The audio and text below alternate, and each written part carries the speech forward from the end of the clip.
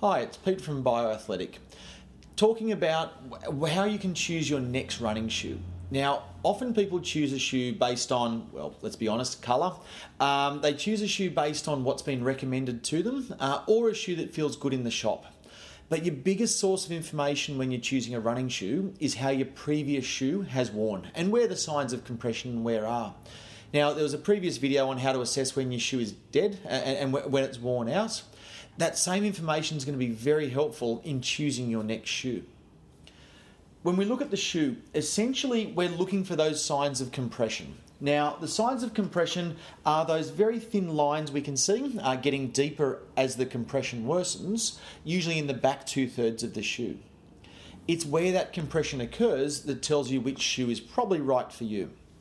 Now, if your compression is occurring right at the back of the heel, then it typically indicates that your foot is either landing on the heel itself or that your foot is moving inwards as the foot rolls through in a very early phase of stance.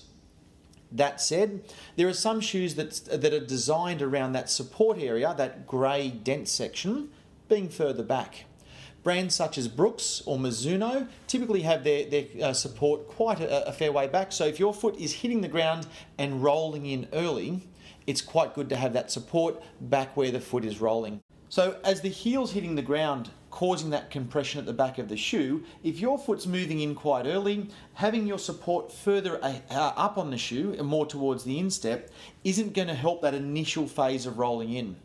A brand such as Brooks or Mizuno has the support further back on the shoe in order to stop that early pronation of the foot, rather than looking at a brand such as Saucony or Asics, where the support tends to sit further forward. So once you've assessed where your compression is on the shoe, you can then find a shoe that matches up if you need support in that aspect of the shoe. If your shoe is for cushioning only, then these sort of shoes, they're designed to absorb shock, so they will be compression throughout the shoe. And again, if you're seeing excessive compression on the shoe, it's typically a sign you need a shoe made for either runners that are heavier or you need a shoe with denser compression. The other option is you can replace your shoes more regularly. In this shoe, if we're seeing signs of compression on the inside, far more than we are seeing signs of compression on the outside, it's typically suggesting that your foot may be rolling inwards excessively. Now, rolling inwards is a normal movement of the foot. The foot is meant to hit the ground and transition inwards. So don't be too concerned if there is a difference. It's only if it's a significant difference. Now, shoes such as the Nike Free, they've got issues when it comes to running. The compression is very soft, making them very comfortable, but it does compress very early. We can see the signs of compression all throughout this shoe. The trouble we have here is that this shoe, being fairly soft, ends up having the foot transitioning, so as you land on the ground, there's a lot of excessive movement. The other thing to look for in your shoe is if your foot has deformed the shoe in one direction. So if you can see the inside aspect of the forefoot or the front part of the foot is bent quite a way over, whereas the outside seems fairly flush. If you've got that deformation, the shape of the shoe becomes critical. This is when you look at the line of the shoe and see whether your shoe is a straight last or whether it actually has some curvature to it, either a curved or a universal last.